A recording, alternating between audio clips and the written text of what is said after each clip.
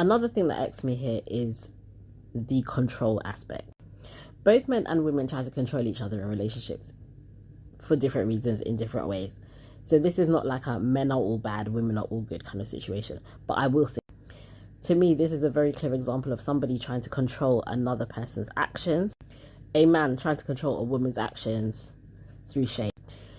The shame and embarrassment of having a conversation that could have been private put out here in the public. The control aspect of weaponizing motherhood as this is the reason why you should do what I want you to. I've heard various accounts of women who have been in abusive relationships.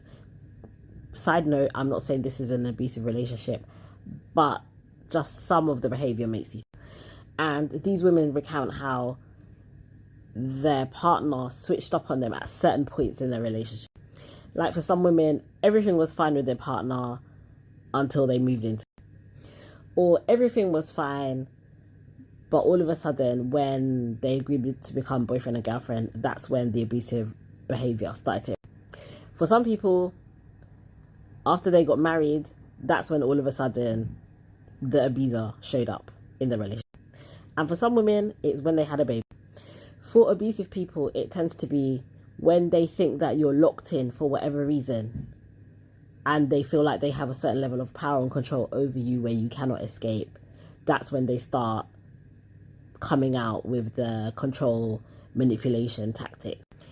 And it appears to me that this man thought that once Keke Palmer had a baby, he could now use this child and her motherhood and social media as a tool to tell her, you're going to have to dress differently now because you've had a baby now.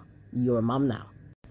And if you won't do it the way that I think you should do it, I will make sure to publicly shame you for your choices. But this goes for a man or a woman. The person that you got together with, married, had a baby with, that's the same person you're going to be stuck with. Like for me, there's certain types of guys that I personally have never entertained. And the reason why is because I just know that it's not going to suit the family life that I want. As an example, I wanted someone who works, but I don't want someone who's a workaholic. Because for me, when I have a child, I know that I want someone who's going to have time and is going to want to dedicate time to family. There's no point me taking a workaholic, having a child with that person, and then expecting that they're just going to free up all of their time and tell them, oh, well, you're a dad now. You need to take time off work. They're a workaholic. Be careful who you choose, because the person that you choose is the person that you're going to have to be with and live with.